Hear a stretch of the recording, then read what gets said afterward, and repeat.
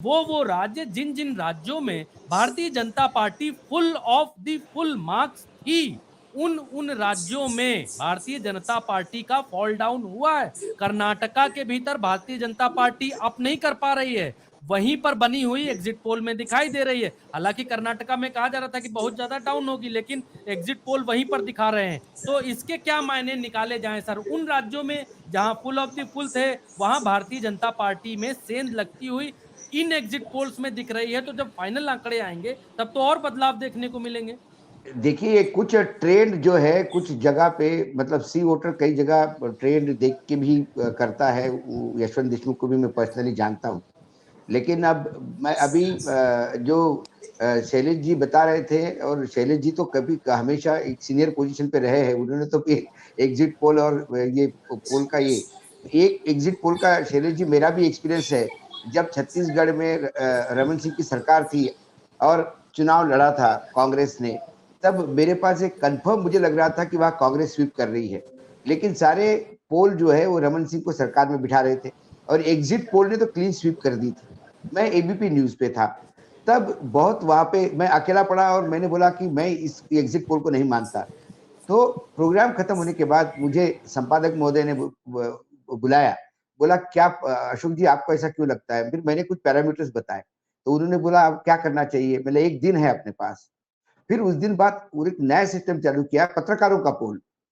तो उन्होंने छत्तीसगढ़ क्योंकि छोटा राज्य है, तो वहां पे हर जिले के 4 पत्रकारों को पूछा कि आपके जिले में जो विधानसभा है उसमें क्या होगा। और वो जो पत्रकारों का पोल आया, वो करीब करीब कांग्रेस को स्वीप करता हुआ दिखाई दे रहा था। तो उन्होंने दूसरे दिन वो पत्रकारों का पोल दिखाया। तो एक एग्जिट पोल एजेंसी ने करवाया, एक पत्रकारों का पोल, और जब नतीजे आ गए तो कांग्रेस ने स्वीप कर दिया। तो एबीपी कह रही थी कि हमने तो पत्रकारों को पोल में बता ही दिया था कि कांग्रेस स्वीप कर रही है। यदि बीजेपी स्वीप कर जाती तो बोलती हमारा एग्जिट पोल तो पहले ही बोल रहा था कि बीजेपी स्वीप कर रही है। तो कई बार ऐसे भी गिमिक्स किए जाते हैं।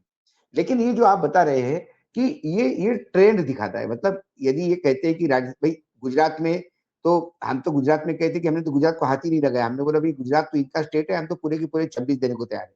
लेकिन वहां एक आध सीट जाती हुई बताई देते हैं। यदि मध्य प्रदेश में एक दो सीट बढ़ती है, यदि राजस्थान में 4-5 सीट बढ़ने की बात होती है, तो ये ट्रेंड है। लेकिन क्या ये वही रिपोर्टिंग कर्नाटक को लेके हो रही है? क्या इसलिए 2-2 3-3 सीटों का लॉस देख के अपनी क्रेडिबिलिटी बताने का प्रयास करते हैं? और जहाँ मेजर लॉसेस है वहाँ कहीं न कहीं बेल आउट करने का प्रयास करते हैं। मुझे लगता है कर्नाटक, महाराष्ट्र, उत्तर प्रदेश, ये जो 3 राज्य है, यहाँ तो मेजर एक एक ये बीजेपी को एक इन तीनों राज्यों में बड़े गड्ढे होने वाले हैं। वो क्या बताते हैं? क्योंकि मैंने तो कहा था कि यदि इंडिविजुअली मैं बात करूँ महाराष्ट्र की, तो मुझे सिंगल डिजिट पे नज़र आता है।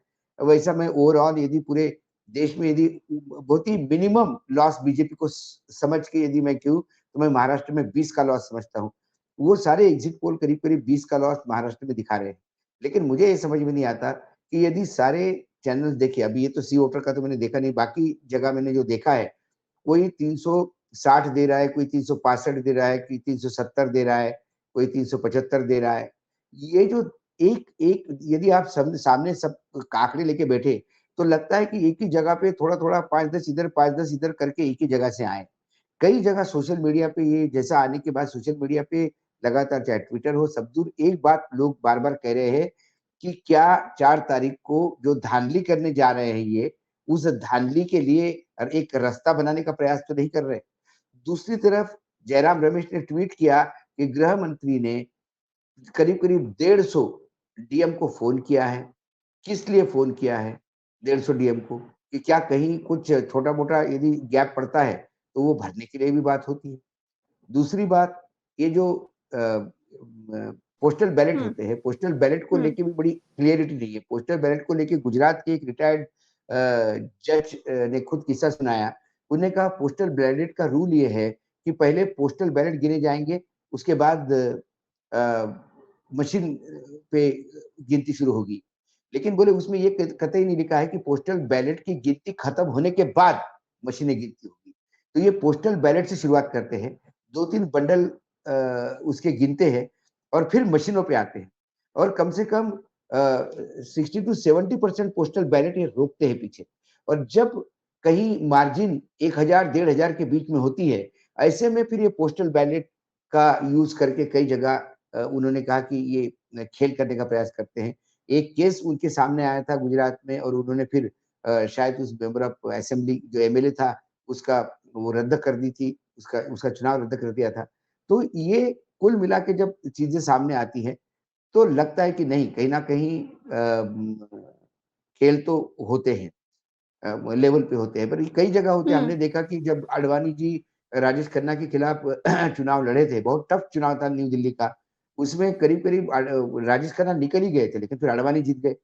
ऐसा ही हुँ। चिदम्बरम के मामले में कहते हैं कि चिदम्बरम चुनाव हार गए थे, लेकिन चिदम्बरम ने बिल्कुल चुनाव जीत के सर्टिफिकेट लेके आ गए वो। तो ये कई उदाहरण तो हर चुनाव में देखने को मिलते हैं।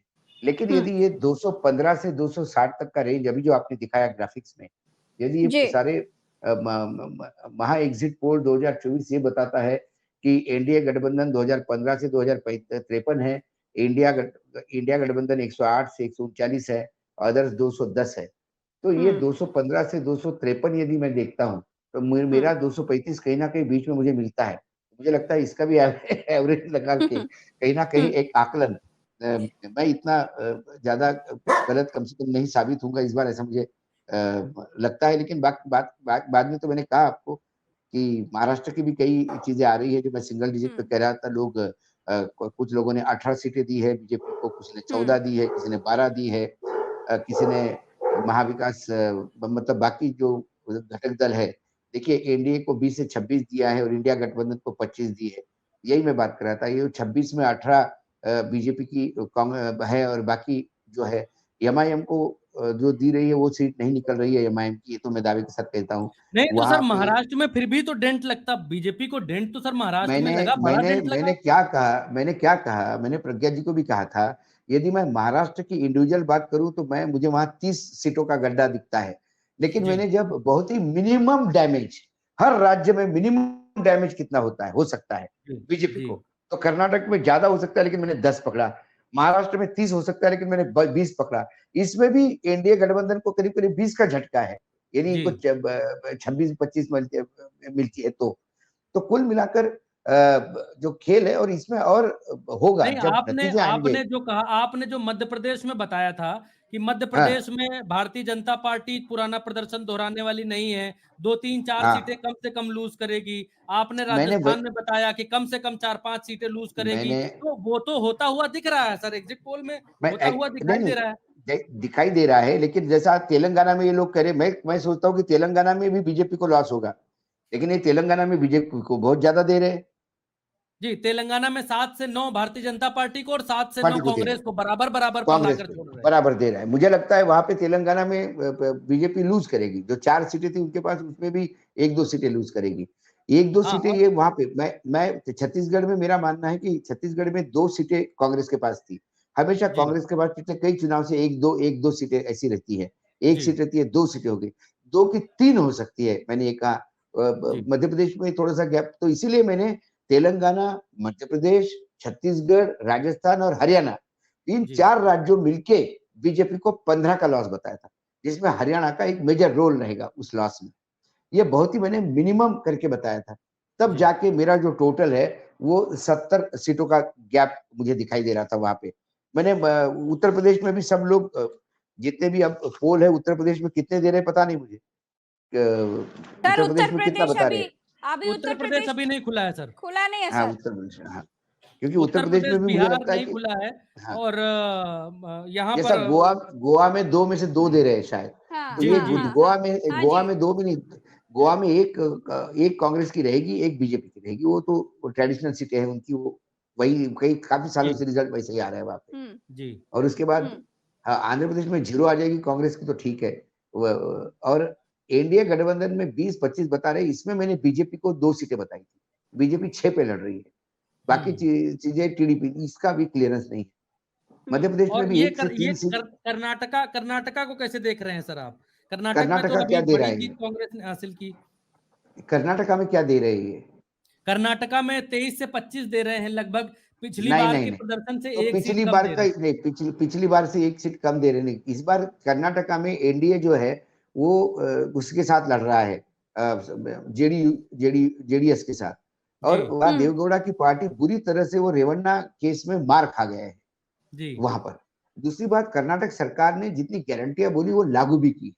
कर्नाटक में कांग्रेस अभी भी यूनाइटेड लड़ी है, जबकि बीजेपी वहां पे बहुत स्कैटर्ड थी, बीजेपी में बहुत विद्रोह था। बीजेपी में कई बड़े दिग्गज बीजेपी से निकाले गए कि उन्होंने फॉर्म भर के चुनाव लड़ा। ऐसे विपरीत स्थिति में बीजेपी को वहां 25 क्यों आनी चाहिए, ये मुझे समझ के परे है।